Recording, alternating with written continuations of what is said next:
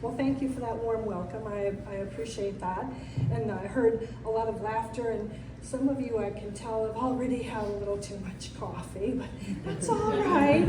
Isn't it wonderful to get out with friends? You just come out, you enjoy your time, you have a little, you have a little bit of, decaf, or some of us didn't, and it was wonderful. And Silk City coffee is wonderful. My first time here, it's beautiful. It's really wonderful. And I feel safe here. Mm-hmm. There was a long period of time when I could not go out in public to a restaurant to eat. Mm-hmm. That's because food attacks me. It does. It does. True story. I went out with my hubby for my birthday, and we get to the restaurant and we sit down and we're chatting and we place our order, and the waiter comes and he takes his tray of drinks and he leans over, and all our drinks just kind of paratrooped off of the tray into my lap. Oh. It happens, I get it. So we go to another restaurant later, a few weeks later, with some friends, and we're chatting, and it's lovely, and we're in this nice restaurant. We kind of dressed up for the occasion, and I'm just having a great time. We place our order, the waiter comes with our food, and he lifts one plate off of the tray and leans over, and sure enough, I look out of the corner of my eye, and one of the platters starts to make its move. And there's 2 or 3 platters, and they're bouncing off each other like a ball in a pinball machine. It's almost like they're vying to who can be first to get off and slam me in my lap with all this food. And sure enough, it lands square in my chest, and like a slow motion movie just makes its way down into my lap. That was so much fun. I thought, that's odd. Who knew? Who would think that would happen twice in one summer, 1 month, or whatever? Fast forward to, it's August, it's warm, we're gonna celebrate our anniversary, and we made reservations at a restaurant. We've had another few couples with us. We had couples that had almost the same anniversary. It was kind of fun, we just chat about our adventures and different things. And I'm looking at my husband adoringly, and he's holding his breath. That made me nervous. We placed our order, and wait staff came, and they put one down, and that's when I saw the other platters start making their move. Sure enough. Who'd have thunk it? I'm telling you, food attacks me. It's not fun, That night my sister calls, and she says, "How was your anniversary dinner? Did you wear that yellow dress?" And I said, "No, I wore my ocean blue one with a side of linguine and clam sauce." She says, "Oh no, not again." No, last year, my friend and coworker, Kim and I went to a writing conference where I met Tammy.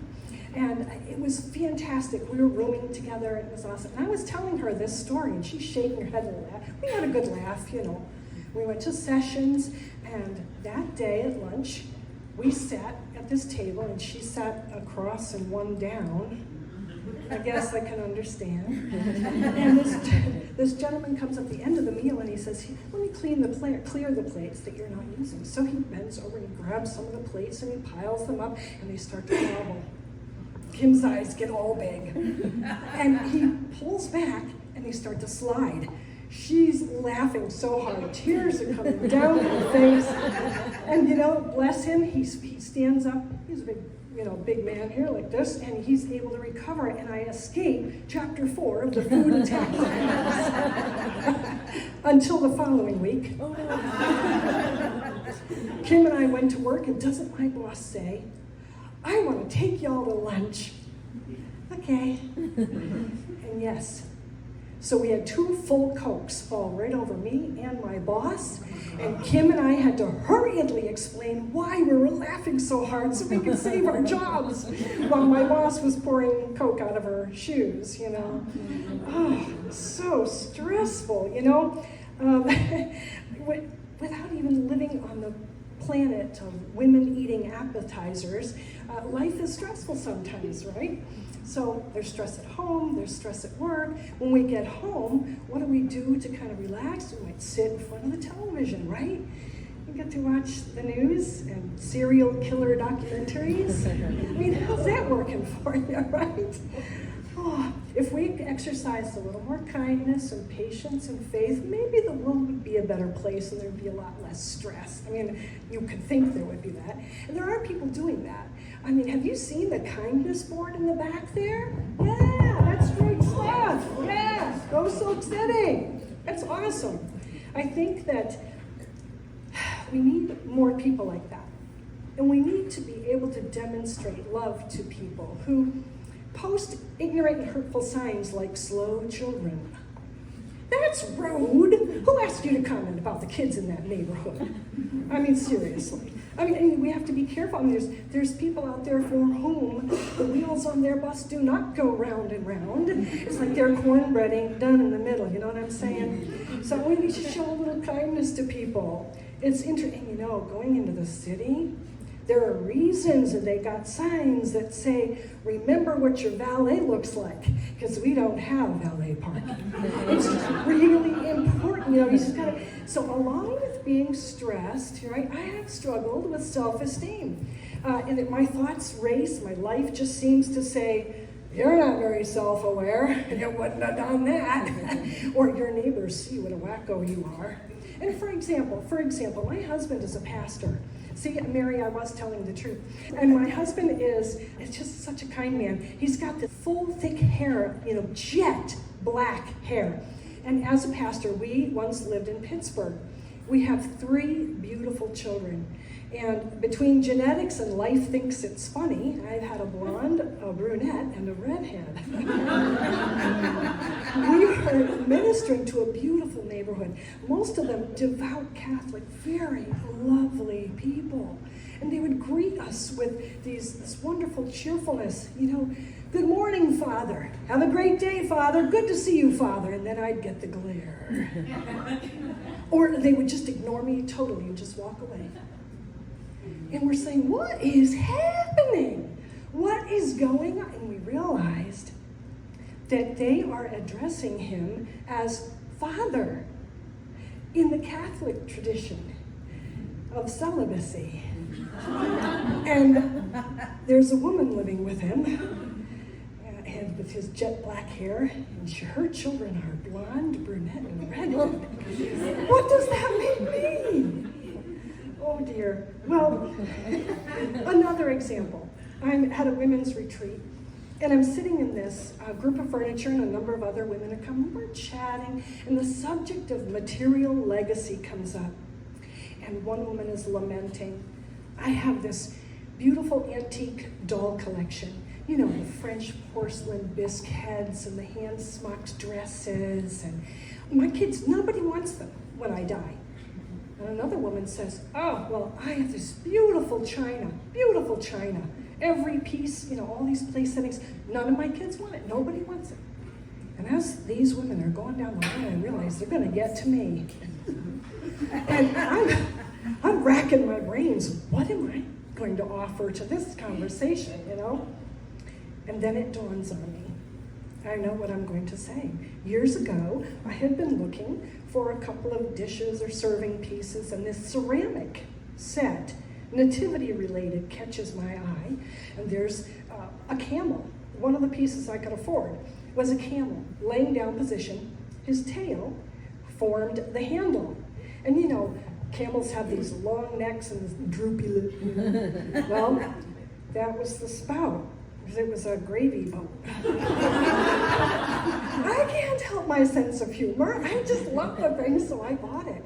And I used it that next weekend, pouring gravy, you know, and my kids lost their minds. Now they're insisting their friends come over and I have to serve something that requires gravy, you know. And that's just so they can yell, pass the camel spit.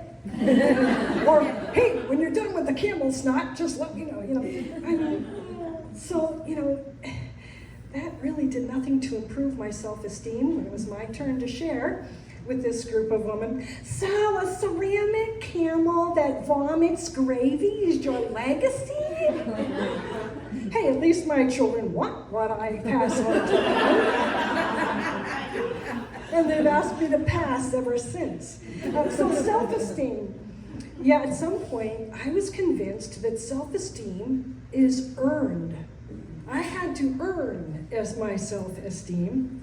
And, I had these tapes playing on a loop in my mind, right? So, life hates me. It's karma. That's why waitstaff keep dumping stuff on me on my birthday, my anniversary, going out with my friends. My house is a reflection of me. That's why it's busy, in disarray, and unclean. I'm just the priest's live-in girlfriend. I can't minister to them. A ceramic camel is my only legacy to leave to the kids, and they'll fight over it. I'll be responsible for a family split when I die. Oh, it's ridiculous, of course. And I realized I can change the narrative. I can change those tapes, the message on those tapes. So I did. I swapped it out for truth, and I could finally believe what God thinks of me, which is a lot better than some things that I just told you I was thinking. So Tammy asked me to come help kick off this evening, knowing full well my sense of humor, and I'm still here, there's that. So have you ever had somebody offer to help, they come over and they just don't? Well, we just bought our first house. Yay! Thank you, love it. And I had a girlfriend offer to help me pack. So I said, hey, come on in. So when she arrives, she says, what can I do? And I said, can you pack that knick-knack shelf? And she said, the what now? I said, the knick-knack shelf. Those ornamental, worthless dust catchers over there. And she said, oh? And I went, uh-oh. And she walked over to the shelf. And she said, didn't I give that to you? Didn't Miss Laura give that one to you? And she just went on calling out who gave me what on that shelf. Well, if this is so worthless, Miss Rene, why are you getting rid of them? Why are you just packing them? Why don't you just get rid of them? I said, well, duh, because if somebody comes over and they see their gift is missing, I don't want to offend anyone. Not helping. Yeah, I know. Yeah. Well, after such strenuous work packing, I thought I'd treat her lunch in public at a restaurant. Nothing happened, I just want to see your faces. From what I understand, for tonight, we are in for a treat, and I'm looking forward to it. And that's it for me tonight. Love you all. Be good to one another. Tammy, thank you.